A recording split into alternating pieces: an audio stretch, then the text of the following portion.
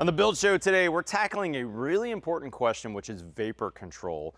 What do I do? Where do I do it? Do I want a vapor retarder? Do I not want a vapor retarder? Jake Bruton's gonna break it all down on this Best of Build Show. Man, we got a great episode. With that being said, vapor control with Jake. Let's get going.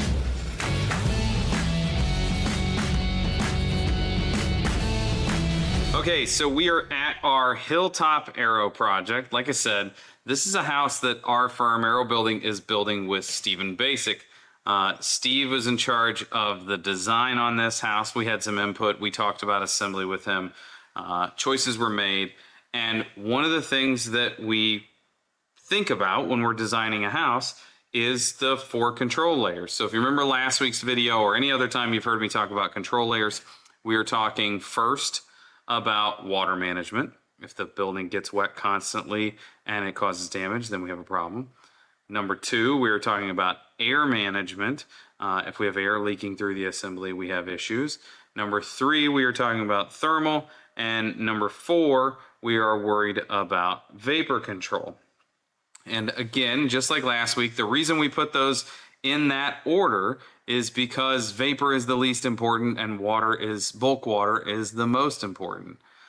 If every time it rains, water runs down inside your wall and comes out onto the floor inside your house, not only is that the first instance for your available for your clients to be really pissed, deservedly so, but it also is going to cause damage eventually. And we are least likely to have a vapor issue. So I thought what we would do is we would look at the plans today and talk about the vapor profile of our wall. So let's reiterate one more time. We are going to air seal to stop moist air running through our walls. We are going to raise the temperature of our assembly as much as possible, and an easy way to do that is exterior insulation so that dew point or condensation point takes place outside of our assembly. And then we are going to dehumidify the interior of the building. So the dehumidify is not on the plans we're going to look at. And then we'll circle back around at the end. There's actually a 4th method that we are going to use to limit the possibility of vapor damage in our walls. So the choices that were made here take all of those things into play, and we consider our climate zone. If we were in northern Canada, we probably would be building something different. And if we were in, Houston, Texas, we probably would be slightly different. So this is climate zone 4. We are a heating dominated climate, but just by a little bit. So let's look at the choices that Steve and I made and the decisions that we made, and let's talk about each part of the assembly and why it works and what it has to do with vapor. Okay, so let's look at the building in section, and for simplicity, we're going to talk exclusively about the wall section, but understand that the roof or the cantilever floor that I'm sitting in right now are still just variations of what we have in this section. There might be different things doing different jobs, or there might be the same things in different orientations doing different jobs or the same job. So I thought it would be easiest if we started on the outside and worked our way in. And if you watch Steve's videos here on the Build Show Network, you know he uses Big Red. So I brought Mr. Pink today so that we could highlight things and follow our discussion. So let's start with simplicity. We are missing item number 1, which is our cladding. And so that's the first method that we deal with moisture in the walls, which is a bulk water issue. But it's important to note that from there in, we're still dealing with bulk water or vapor or potentially both. So when we start and we have a rain screen on the outside, and I think it's important that we note that in this conversation because it increases drying potential, which then makes our air control layer and our water control layer more effective. So that air and water control layer that's on the outside is our zip sheathing. And if I would have just said zip sheathing, then we would be talking about air and water. But because we have zip R9, I actually have exterior insulation. And so our R value of our wall is somewhere around R32. And that's not counting our glazing. That's just the opaque sections of the wall. But if we have R9, then we have about 30% of that insulation on the outside, which is the rule of thumb number for put a certain amount to the outside in order to warm that cavity the most. And now we have helped with the dew point in the wall by pushing it further out, pushing it further towards the exterior and away from the things like our framing that could be bothered by that. So our zip sheathing is managing for air, water, and vapor on some level, as well as thermal. So you have one system, one manufacturer, and it gets 4 credits in this control layers assembly. Note, off the topic of what we're talking about, I love this about Steve. Roll the tapes, wipe the area clean, roll the tape, and go ahead and shingle everything so it sheds water. This is I'm paying attention to my job as an architect spec that I think is fantastic. I've seen before where it says install per manufacturer's installation methods, but there's no arguing with this if your framers are on site. Next, we have our structural component, which happens to be our T-studs in the assembly.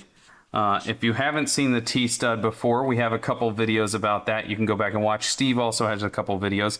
But just understand that it's basically a Larson truss with a 1.5-inch plate on one side and a 2.25 plate on the other side.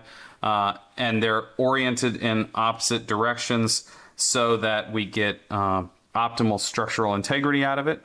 But because they're a truss, they have these voids. And those voids allow for insulation, which cuts down on the amount of thermal bridging from in to out or out to in on our assembly, as well as the zip R does. But when we reduce that thermal bridging, this zip R performs at a much better value. And now we again have raised the temperature of this center section of the wall. From there, we have we have our T-stud. From there, we have an R21 blown-in insulation. In this instance, we actually used a blown-in-place wool, natural wool. It's from Havelock. We didn't know what the final decision was going to be when we cross-sectioned the wall for these drawings. That's why it says blown. But we get about an R4.3 per inch out of that insulation. And then because of the T-studs, we also get insulation in those areas. So we have our thermal control layer that's helping to raise the temperature of the wall and push that dew point out to where it won't matter. Next, as you can see here, we have 1/2-inch gypsum wallboard. And this is a very standard assembly if you cover over the zip R and we go to a regular stud in our market, that 1/2-inch gypsum. So there was a time that we would have placed poly sheathing on the inside, 6 mil poly, and we would have taped the seams. In reality, we were probably making a mistake because we were adding a air control layer there and not a vapor control layer like we thought. We were doing a really poor job of adding an air control layer, and that's why it worked for vapor. But that causes some issues. If we put poly on the inside of that drywall, or for that matter, vinyl wallpaper on the outside of that drywall, we now have a non-vapor permeable membrane with the polyiso on the sheathing, which would be here, and we have a non-vapor permeable layer there or here, whether it's the poly or the wallpaper. And so then we have a problem of what happens if something gets in. There's no drying potential this way. There's no drying potential that way. We have to understand the vapor profile of this wall. So there is a missing item right here. So let's go to page number 2. The same assembly, but we've added one thing. We've added this smart vapor retarder, or intelligent, the way I like to think of it, vapor retarder in the Siga Myrex. So now we have non-vapor permeable layer here in the polyiso, which means we have to dry from the polyiso in and we have to dry from the polyiso out. We have good drying potential this direction because we have the rain screen and our cladding, and we're ventilating the face of this, think of it as OSB, the zip sheathing. And from that polyiso this direction, we have great drying potential. But when we have good drying potential, we also have good wetting potential, and that's where our problem comes in. If moisture can get out of the wall in this method, moisture could get into the wall. And so we have to be concerned with vapor movement. But again, we solve for air, we raise the temperature, and then we control interior conditions. So those three things help, but if we're going for a belt and suspenders approach, we're going to add right here the Siga Myrex. And the Siga Myrex could be an air barrier and a vapor barrier, or it could be just a vapor barrier. In our instance, we're just using it as a vapor barrier, so we're not terribly concerned with the way that we're taping the seams. And the reason for that is vapor is a uniform load as opposed to a point load. The uniform load is set over the entire assembly. And if we have equal pressure over the entire assembly and we have one hole in the assembly, then things will leak through that one hole if they're very close to that one hole or if they're located at that one hole. Air, on the other hand, is a point load. So if we have equal pressure over the entire assembly and we have one hole, the entire assembly funnels to that one hole. So if you have a vapor retarder that laps, you might have a little bit of a hit at that lap, but what you don't have is a hit for the entire assembly. So everywhere that you don't have a lap, you don't have a seam that didn't get taped or anything like that, you have a really good vapor barrier still. So one of the things that we will do is that we will pay very close attention. We will follow the manufacturer's recommendation for install. And if we have enough time left in the budget and time left in our schedule, then we will also go ahead and tape all of the seams. And then we have kind of an air control layer and a vapor control layer in one. And that makes the product just that much better. Here, we're mostly worried about this from a vapor standpoint, because without this project, we're going to be 0.6 ACH50. And when you get to that low of a number, we're not concerned with the air moving through the wall. Our air barrier is out at the face of our sheathing, and it makes things very simple for us to just keep it out at that elevation. So how does this vapor retarder that is a film product, a sheet product, a roll good, not the same thing as the vinyl wallpaper that we said, or the poly sheeting?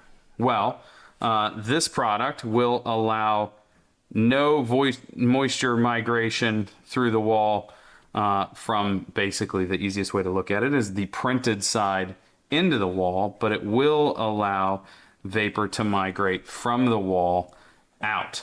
I can say science. That's the easiest way to explain it. It's science. The product is sensitive in one direction and not in the other, and it actually varies. So the more moisture that winds up in the wall, the more it opens up to let things out. But it is a unidirectional product. So as long as you put it on with the words facing you, it will dry from in the wall outward.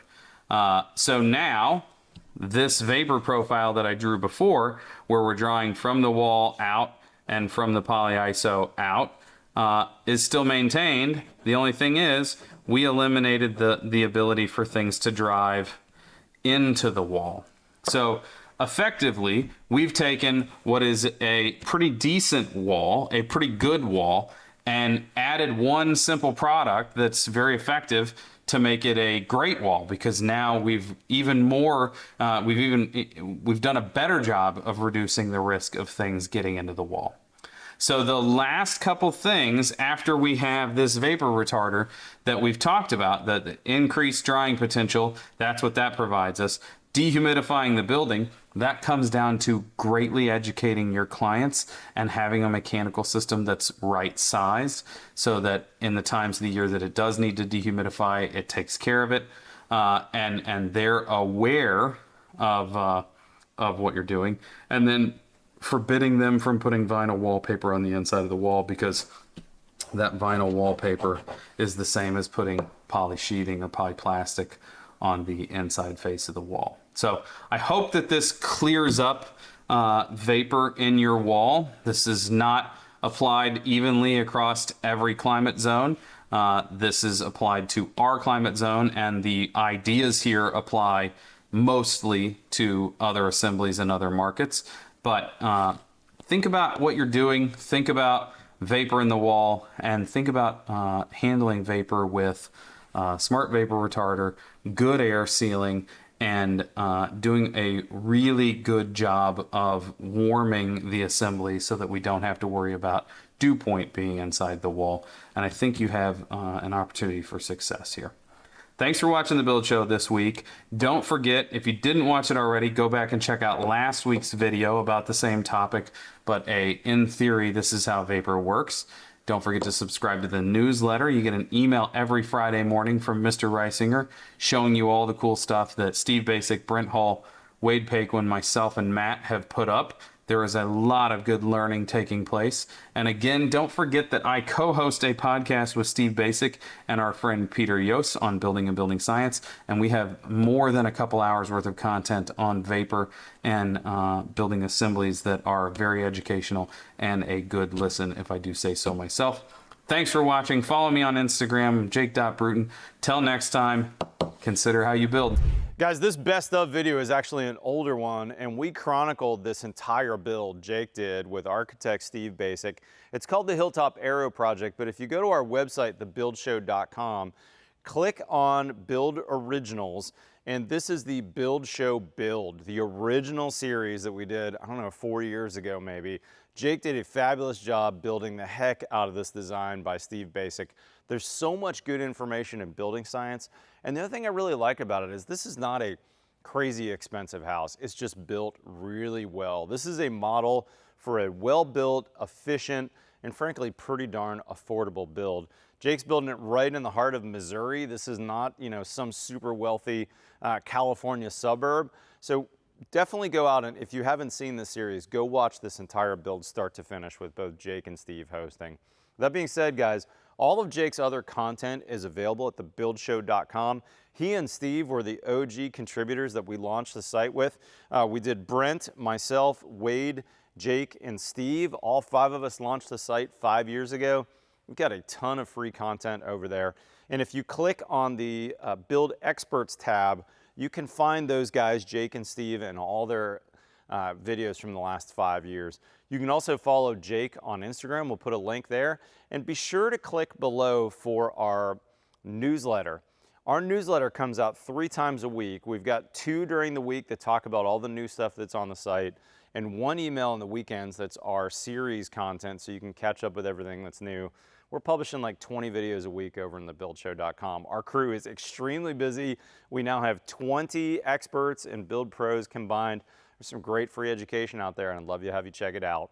That being said, follow us on Facebook or Instagram. Otherwise, we'll see you next time on The Build Show.